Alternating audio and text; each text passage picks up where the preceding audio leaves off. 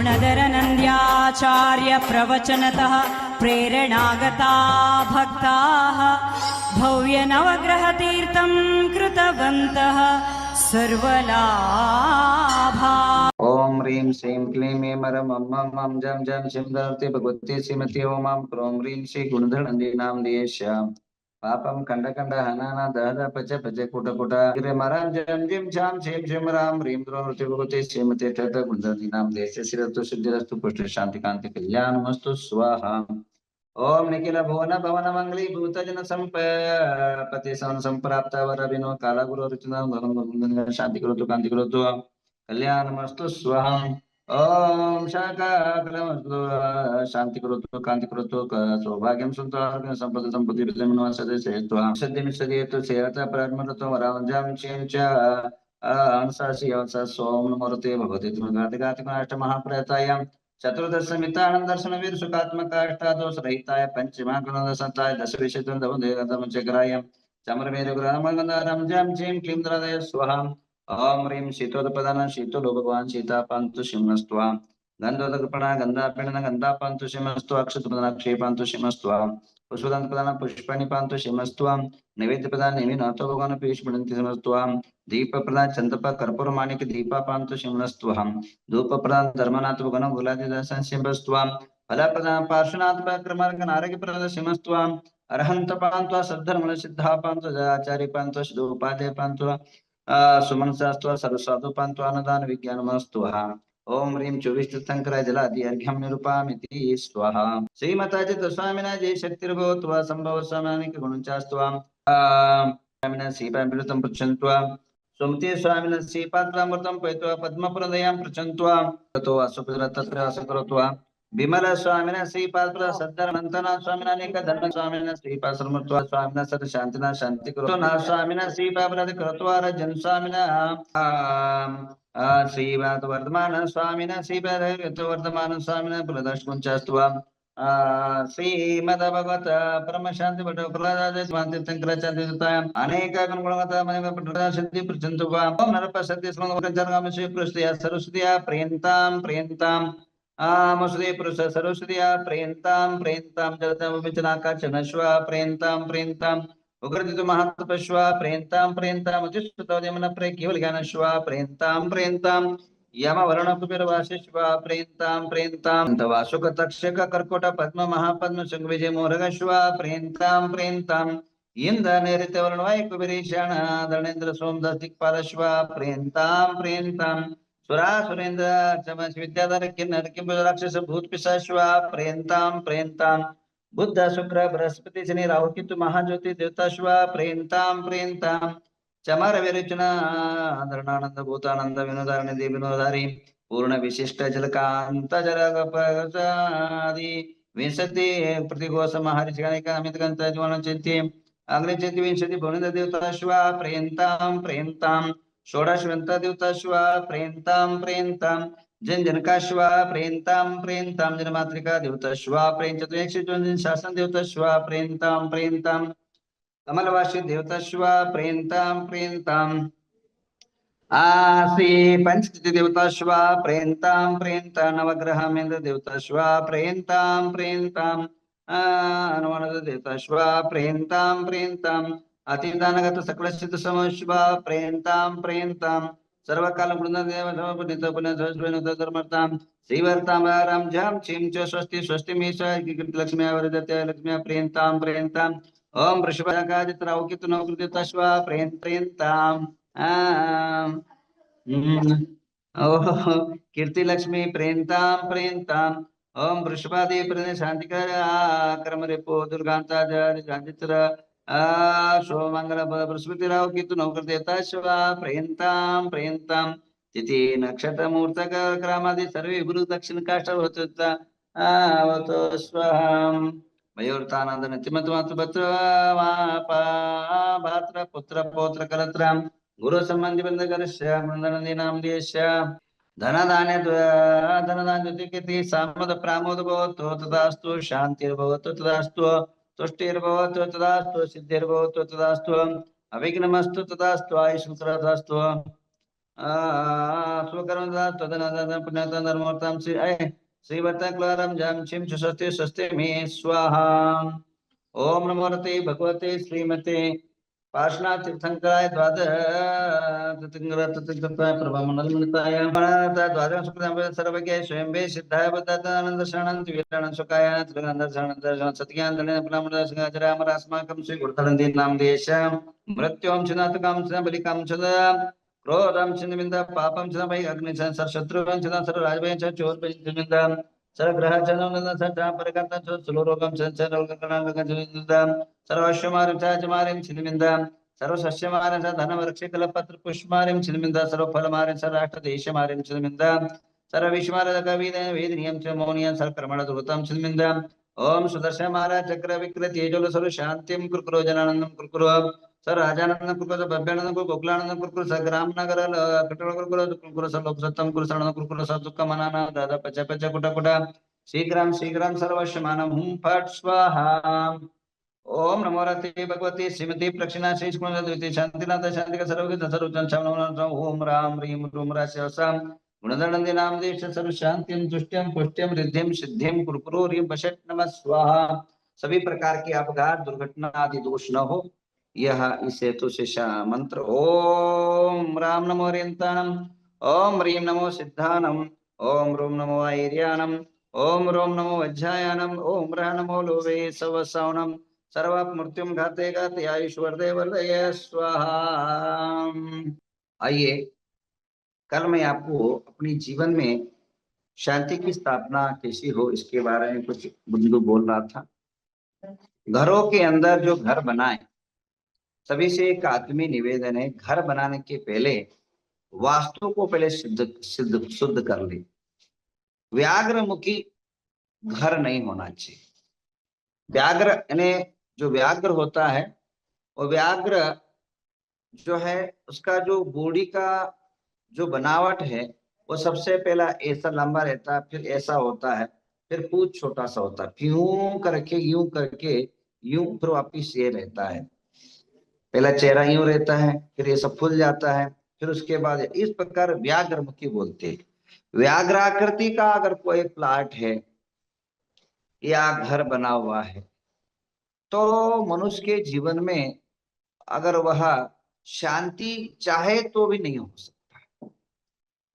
हमेशा घरों में हर आदमी अपना वर्चस्व स्थापित करने के लिए मैं तू करता बैठेगा। हर आदमी जो है अपना वर्चस्व सिद्ध करने के लिए अपना होड़ लगाएगा, अपना जो है वजन प्रेषित करने का प्रयत्न करेगा, जिससे संघर्ष निर्माण होगा, जिससे जो है कोई भी काम भी नहीं बन पाएगा। कहावत भी है ना, मैं भी रानी तू भी रानी, कौन भरेगा पनघट का पानी। सभी लोग राजा हो जाए, सभी लोग अगर लीडर हो जाए, सभी लोग प्रधानमंत्री बन जाए तो देश कैसे चलेगा। तो घर परिवार कुटुंब व्यवसाय व्यापार चलाने के लिए लीडरशिप एक को ही आगे होना पड़ता है, बाकी सब उसके पीछे जाना पड़ता है, तब सब काम सिद्ध होता है। और सब लीडर बन करके टाइट कॉलर से अगर हम अपने जीवन को यापन करना चाहते हैं तो संभव नहीं है।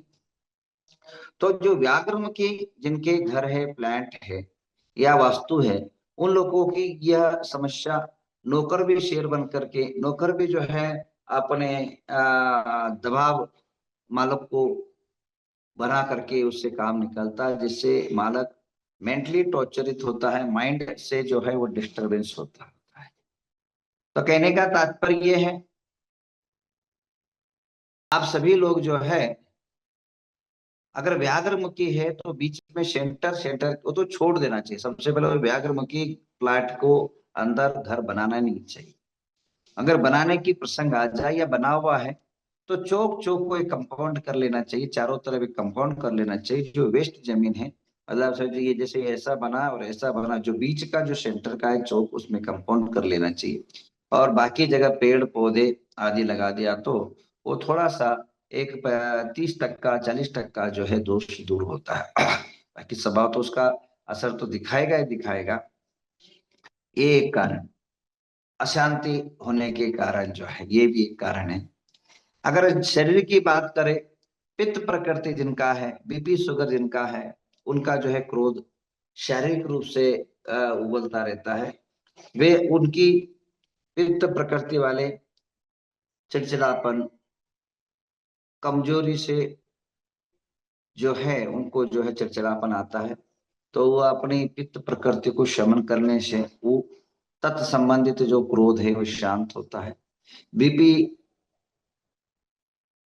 डाउन जिनकी होती है और वह अगर अपने माइंड पर खून का सर्कुलेशन सही ढंग से नहीं होता, वो लोग भी चिड़चिड़ा हो जाते हैं। तो दैहिक रोग से अगर कोई चिड़चिड़ा हो रहा है तो उसको दैहिक शुल्क सिद्ध सही ढंग कर ले। अगर कोई वास्तु के हिसाब से अगर कोई समस्या आ रहा है तो करे। और यस, अगर कोई पारिवारिक वातावरण से अगर प्रदूषित हो रहा है उससे हम दूर रहे। तो एन केन के प्रकार है ना, मेरा कहना ये है कि मात्र क्रोध कषाय से अंतरंग से होता है, पर बाह्य निमित्त एक नहीं अनेक होते हैं। अनेक निमित्तों से क्रोध की जो है प्रगटीकरण परिवार के अंदर होता है। तो हम खुद बुद्धिमान जीव हैं, पढ़े लिखे लोग हैं, पहले हम खुद सर्च कर ले कि हम किससे हम ग्रसित हो रहे, जिसके कारण हम क्रोध से आतुरित हो रहे। क्रोध एक डेंजर और नुकसानदायी तत्व है, जो शारीरिक रूप से भी, पारिवारिक रूप से भी और सामाजिक रूप से भी। तो उससे बचने का उपाय मैं कल बताऊंगा। अभी थोड़ा सा सम्मेलन के बारे में चर्चा करूं। ये सम्मेलन क्यों रखा गया, जैन समावेश क्यों रखा गया, इसके 7 कारण हैं। एक तो क्या है, हमारे देश के अंदर अल्पसंख्यक का शब्द आते ही मुस्लिम को मात्र उतना ही समझा जाता, बल्कि उसके हकदार, उसके मालिकाना हकदार हम लोग और 5 भी है। उनकी जो है, चाहे वो क्रिश्चियन है, फारसी है, बुद्ध है और अनेक प्रकार के जो अल्प समाज के इतर लोग हैं, वे उसके भागीदार होते हैं। ऐसे टोटल 6 माइनॉरिटी में आते हैं, मुस्लिम, जैन, क्रिश्चियन, बुद्ध और फारसी और सिख। ऐसे जो है 6 लोग आते हैं। 6 लोगों में केवल मान्यताएं हमारी मात्र मुस्लिम को दिया जाता है, बहुलता वो जो है वो गलत है। अल्पसंख्यक ओबीसी इसलिए बनाई गई, छोटी छोटी कम्युनिटी को न्याय मिले, उनको भी अपना हक मिले, उनको भी जीने का तरीका मिले, बहुसंख्यक के साथ पिस न जाए। छोटी छोटी मछलियों को इसलिए अलग से करा जाता है, बड़ी मछलियों से वो आहार ग्रस्त न बन जाए। ये हमारी रक्षण और संरक्षण हो, इसलिए अल्पसंख्यक कल्याण बोर्ड की संरक्षण होता है।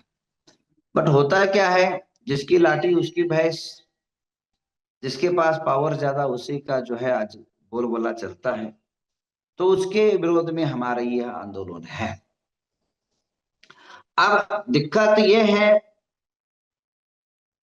कि अल्पसंख्यक ओबीसी में भारत देश के अंदर चाहे किसी प्रांत में हो,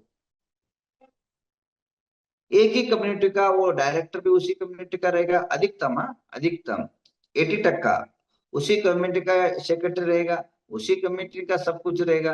अपने अपने आदमी भर लेते हैं और हमारे लोगों तो कोई वहां जाने तक भी कोई रास्ता नहीं रहता है। हर साल हजारों करोड़ रुपए जो है अल्पसंख्यक नाम के पर आता है, पर आज तक हमारे यहाँ टोटल भारत देश के अंदर किसी के मंदिर में 50-60 लाख के ऊपर या 10 लाख के ऊपर नहीं आया है। कोई काम के लिए पैसा समाज के लिए उपयोग नहीं आया है। तो कहने का तात्पर्य, ये पैसा हमारे नाम पर आता जाता कहाँ है, हमें क्यों नहीं मिलता? हमारा हकदार है, हम भी टैक्स भरते हैं, हम भी भारत का हर संविधान को पालन करते हैं, और हमारा खुद का कोई कानून नहीं है, बल्कि अल्पसंख्यक मुस्लिम का खुद का एक कानून है, हमारा कोई कानून नहीं है। हम सबके साथ ही जीना पड़ता है। और हजारों करोड़ रुपए आज देखिए हज की यात्रा के लिए, पहला मेरा पॉइंट ये रहेगा, हज की यात्रा के लिए 50,000 रुपए अनेकों सालों से दिया जा रहा है, परंतु हमारी जो यात्राएं है, हमारे भी गरीब महिलाएं हैं, हमारे भी गरीब पुरुष वर्ग है, हमारे भी गरीब बच्चे हैं, हमारे भी जो है हर यात्रा को, आज की जमाने के खर्चा को झेल नहीं पाने का परिस्थिति रखने वाले मीडियम फैमिली वाली गरीब लोग हमारे समाज में भी देखने को मिलते हैं। तो उनको कब न्याय मिलेगा? तो उनको क्यों जो है यात्रा के लिए टिकट नहीं होता? उन्हें भी हम 50,000 नहीं मांग रहे भाई, हमें 2,000 3,000 हमारी शिखर जी की यात्रा हो जाएगी, गिरनार की यात्रा हो जाएगी, 5,000 में पूरे हम भारत घूम के आ जाएंगे। हमको नहीं चाहिए, हमारे श्रीमंत वर्गों को नहीं चाहिए, हमारे जो 20-15 एकड़ जमीन जिनके, उनको मत दो, पर जिनके लिए खाने के लिए रोटी भी और रहने के लिए घर नहीं है, ऐसे बीपीएल कार्ड वाले को जो है ये शिखर जी यात्रा फ्री होना चाहिए। और इसी प्रकार हमारे जो बच्चे हैं वो स्कॉलरशिप, हमारे पहले जमाने में 1-1 लाख रुपए लोन के स्वरूप में स्कॉलरशिप मिलता था, लोन मिलता था हरियो योजना करके। उसी प्रकार 25-30 हजार रुपए, सॉरी 50,000 रुपए स्कॉलरशिप मिलता था हमारे अल्पसंख्यक ओबीसी से। आज वो घट करके 15,000 2,000 आ गया, और कई बच्चों को मिल भी नहीं रहा है। तो हमारे बच्चे आगे कब बढ़ेंगे? हमारा समाज आगे कब बढ़ेगा? हमारा धरोहर आगे कब बढ़ेगा भाई? तो इसलिए हमारी ये आज की आंदोलन है, हमारा आंदोलन इसलिए है, ये जैन समावेश इसलिए भी है कि हमारे जो है निगम मंडल की स्थापना करते हुए हर मंत्री ने बोला आज करूंगा कल करूंगा, केवल जो है विश्वास देते गए, आश्वासन देते गए, पर आज तक वो कर नहीं पा रहे। तो इसलिए भी हमारा ये जैन समावेश है। और जैन समावेश इसलिए भी है कि हमारा जो है जो अल्प ये है बजट है, बजट के अंदर हमारे साथ सरासर अन्याय हुआ। बाकी को हजारों करोड़ रुपए मिले और हमें 25 करोड़ रुपए मिला।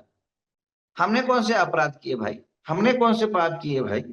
हम भी देश के अंदर है, और बल्कि हम जो 6 कम्युनिटी में से 2 कम्युनिटी को छोड़ करके बाकी सब अदर देश से आए हुए भाई, फारसी हमारा, क्रिश्चियन आदि जो अल्पसंख्यक थे, 6 में से 1-2 लोग ही जो है भारत से निवास करने वाले, बाकी उनकी